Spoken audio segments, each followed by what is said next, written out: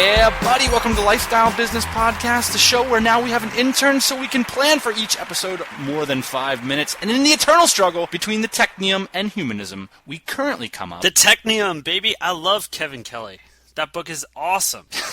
Of course, we're talking about What Technology Once by Kevin Kelly. Pick it up. And today I'm joined, as always, by my captain, my co-host, a man who has tasted firsthand that if you stay in on Friday nights to hustle, the parties do get better. Welcome to the program, Ian. If you guys stick around to the end of the episode, we'll share with you the #1 productivity tool we have ever come across, ever in our entire lives. And I'll share with you the first iPhone app I've ever bought and how I think it could be a camera killer. Ian, welcome to the program, my man. What's going on? Let us know the news. Dan, doing pretty well. I am on a no caffeine, no alcohol diet. I am feeling like $100 over here. I haven't done much drinking of anything besides water in the last few weeks here. Feeling great. Starting to do a little bit more exercising, keeping those palps away. I am back in the saddle. Yeah, man. Picked up another Mustang here pretty recently. I didn't just pick up a Mustang because I want to drive a Mustang, although I do enjoy driving a Mustang. I picked it up because it's part of a project that we're working on that you guys are going to hear about fairly soon. More on that later. What's going on with you? Yeah, just to tease a little bit more about that, that is, of course, the $100 information product we talked about in Bali. We're really swinging for the fences on that one. The product is just looking awesome. It is absolutely better than anything that's out there on the market right now in terms of its usefulness and its ability to sort of transform someone into someone who's just interested in the market, to being able to full-blown go out and make a bunch of money in the used car market. I'm really excited to launch that product, and we'll be talking about it here on the show in the next coming weeks. One thing I'm really excited about right now is our ragtag group of lifestyle entrepreneurs at kiva.org. Just go to kiva.org and search for groups Lifestyle Entrepreneurs. So far, there's 13 show listeners signed up to follow and track investments. So far, we've invested $600, slowly, just getting started with some local entrepreneurs here in the Philippines. Very exciting to make investments in real entrepreneurs who are trying to start businesses, and we're going to be deploying another $200 this week. Sure, start small, but that'll hopefully turn into something pretty cool. Finally, I'm already, Ian, looking forward to our meetup in Thailand in January, especially going through another round of planning. Hopefully, we can reach our stretch goals for this year, and I'm really excited to see how things turn out for us next year, Ian, where we're going to be living, what kind of businesses we're going to be involved in primarily. And we've got a high quality problems, which is at a certain point the options become extraordinarily diverse. To sit down and to plow through them can take a lot of energy, but it's also so exciting just to sort of look at an entire year and say, wow, what am I going to do? Where am I going to live? I've got so many options. I'm really excited to start to have those conversations with you, especially in Thailand in January. Yeah, I'm really trying to get over to Thailand. I hope I can get there. We're finishing a project right around that time, which is probably the biggest project we've ever gotten. Got to make sure that that gets done right, and then hopefully I'll be headed over to Thailand to meet up with you, and I'm also excited about next year. We finally got a really good team working with us. I feel like it's time for us to really start galloping and hitting our stride on a lot of this stuff. So hopefully that means we'll get to hang out a lot more in the flesh and start working on some new projects. This information product being one of them that we actually hope to launch in about a month. Very cool. One shout I want to give, a new iTunes review, Ian, from user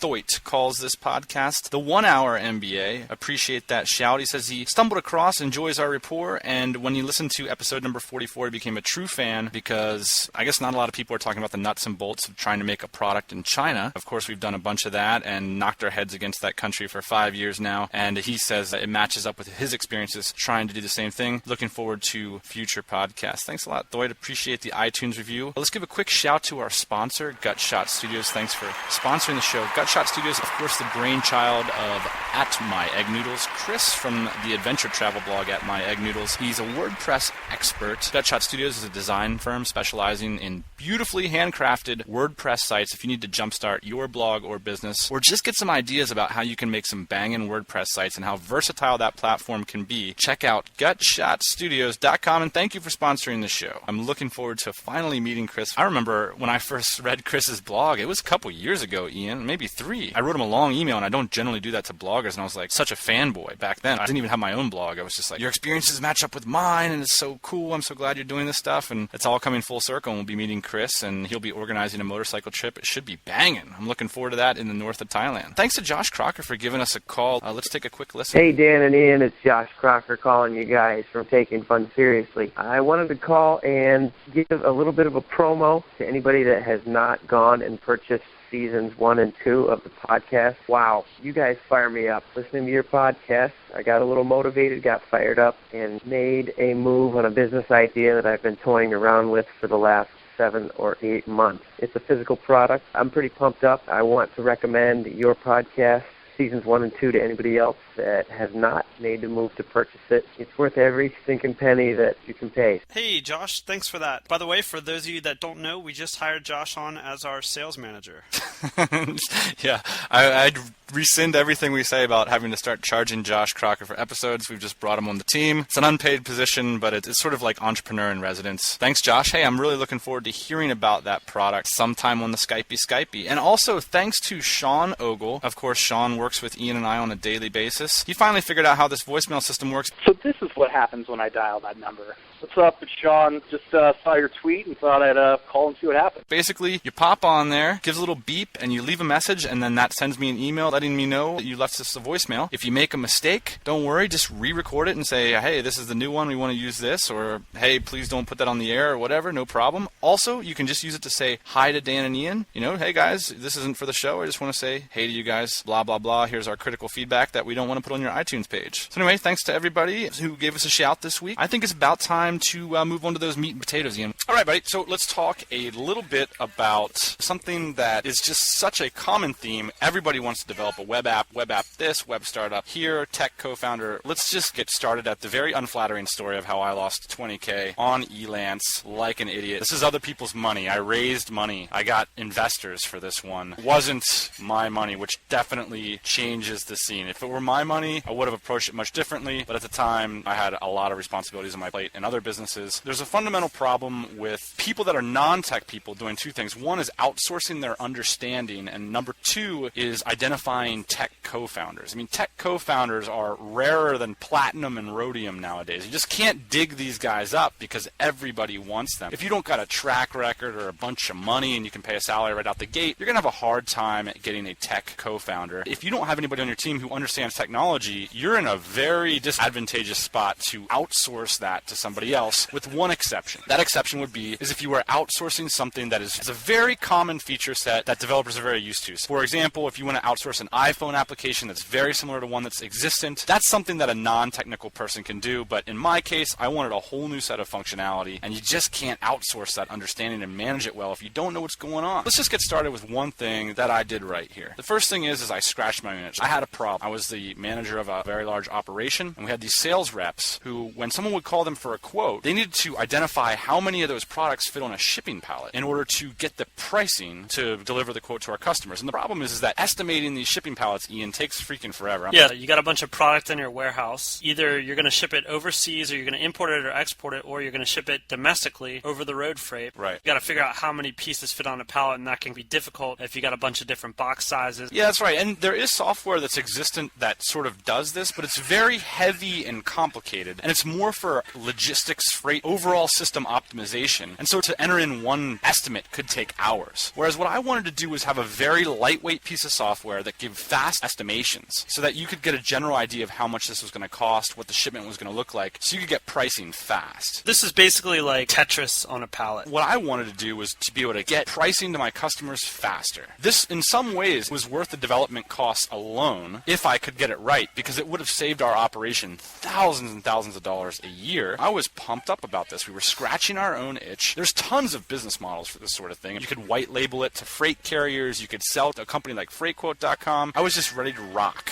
One thing that I ran into when I started posting this on Elance and everything, basically this is a whole new feature set. It doesn't exist. It's a problem that needs to be solved. It's common in computer science called the knapsack problem. Apparently it's very difficult to determine how many objects fit in a 3D space. There's a lot that goes into that from a technical point of view, and I wasn't really hip to that. That's why it was so expensive to develop, number one. Number two, that was also the biggest problem. I'm outsourcing something that I have no idea about, and so I can just basically get jerked around by developers, and they're going to take the path of least resistance to delivering me a final deliverable that I'm going to pay for. That's what ended up happening. I'm super busy with my other businesses. I throw $15K to some guys in India, and they deliver me with basically a half-assed product that doesn't fit my needs, and I really can't communicate to them how to improve it. And that's essentially how this all went down. There's a bunch of ways I could have changed the situation, made it better. The bottom line is when you're dealing with an outsourced firm in another country, the communication level isn't 100%, and they're not going to be able to sort of get you up to speed on the technology in the course of a couple weeks. Hosting fees, consulting fees, and some math PhDs looking at my algorithm. $20K down the line, I just cut the whole project off. No more good money after bad. That's basically how this thing went down. I'm going to pull out just a couple quick lessons. The first lesson, Ian, is I want to contrast this with a technical development success that we had. One principle I'd pull out is I'd say know the DNA of your product, so much so that you could build it yourself. Object-oriented languages are getting much, much easier. If you can't dig into the code of your product, you probably shouldn't be developing it unless you've got a co-founder that you trust. A parallel case that worked.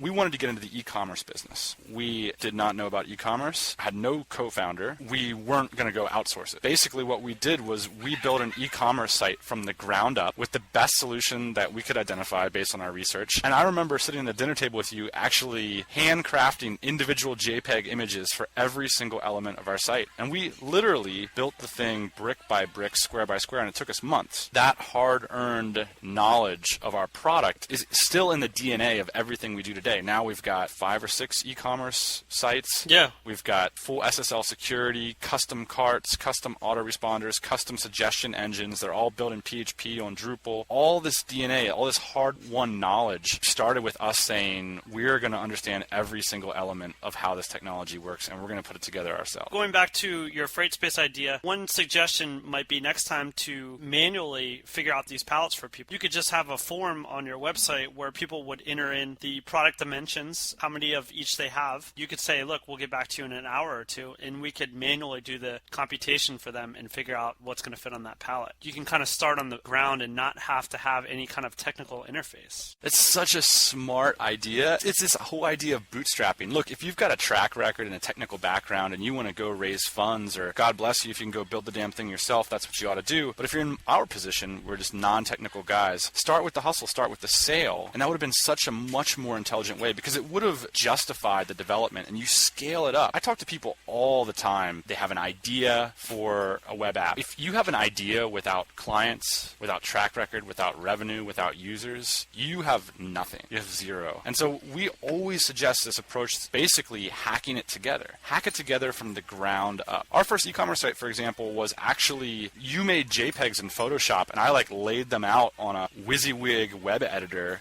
and then we put Yahoo Store on the back end. I mean, it was the most rigged together site of all time, but we understood every element of it, and we were hacking it together to prove the market before we made a more significant investment, which in our case was hiring a full-time Drupal developer. Here's why a lot of people don't like this idea is because it's not sexy. It's not sexy because I was over Photoshop 4 years ago when I graduated with a degree in something besides Photoshop, right?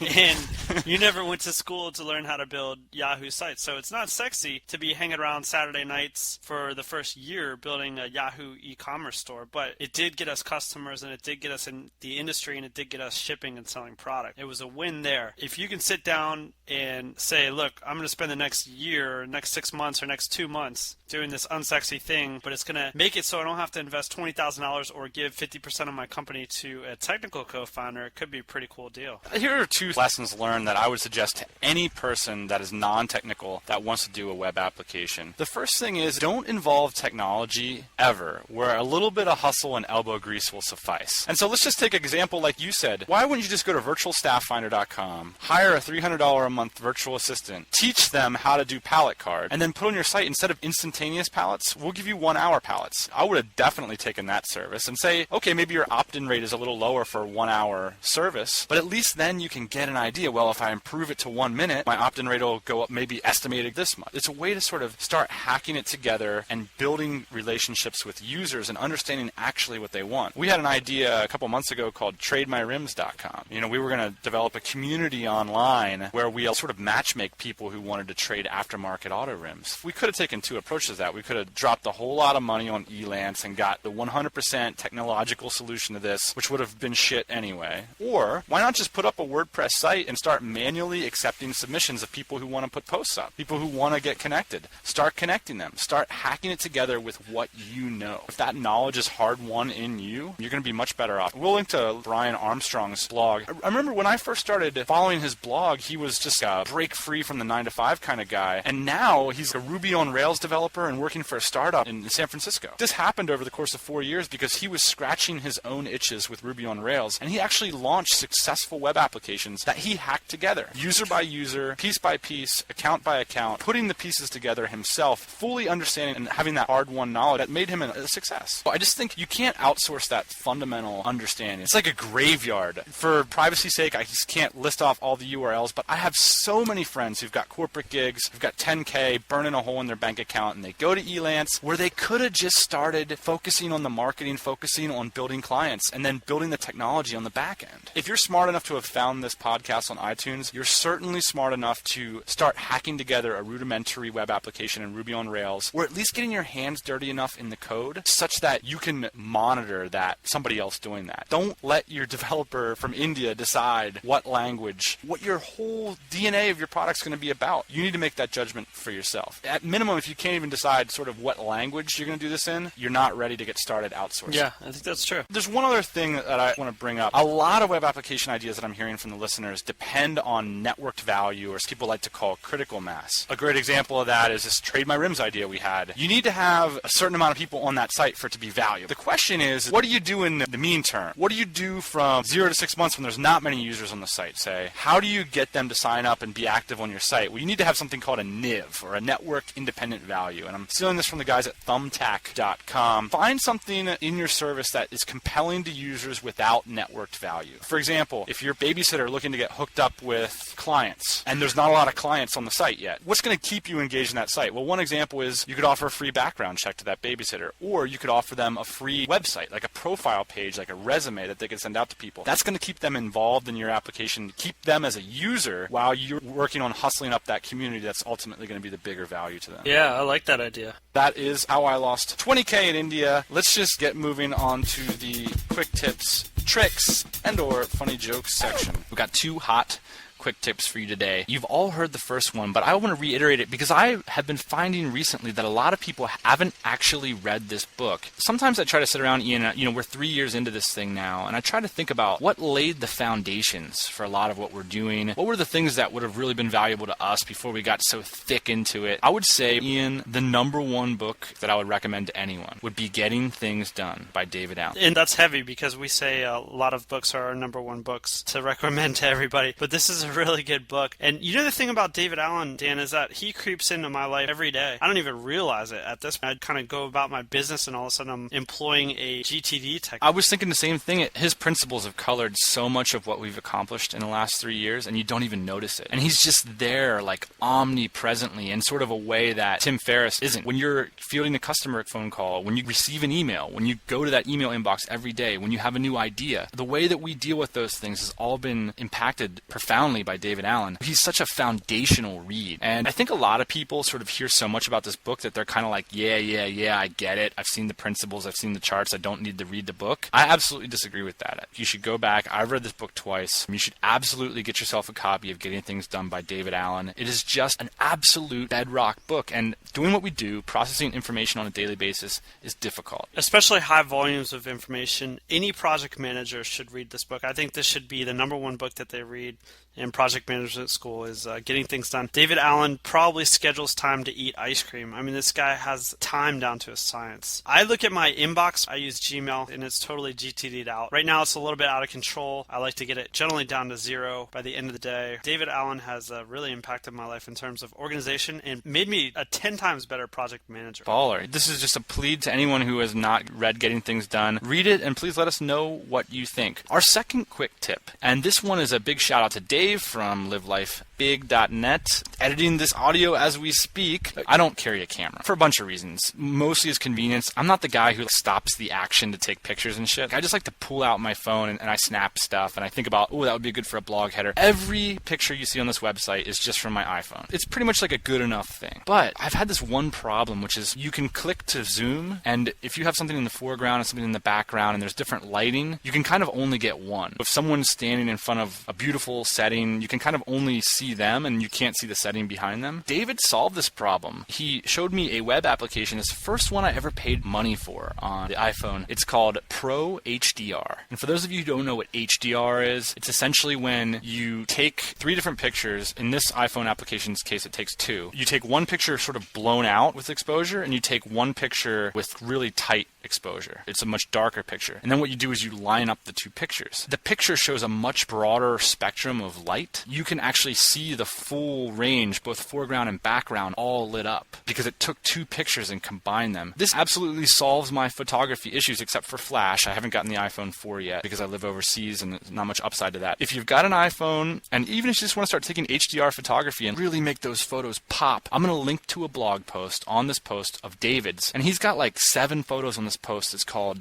The Best 6 Months of My Life, and the photos on this blog just pop like crazy. I mean, it looks like he's a professional photographer, and those were all just iPhone snaps with this software. So I think it's an incredible hack, and carrying an iPhone is 10 times better than carrying a camera, especially if you're a traveler. It's called Pro HDR. It's $2 in the Apple Store, and that's all the tips I got. Man, I'm tipped out. I need to take a break, maybe go take a jog or something. What are you going to do? Cool, man. Well, it's bedtime for me. I'll talk to you soon, Dan. I'm going to play you out with a little dance track just to get everybody pumped up. It's called We Don't Speak No Americano. Me and Dave were dancing this the other night, man. Let's get it on. Go make some cold calls. Go get that business moving. We'll talk to you next week. Thanks for joining me in. Booyah.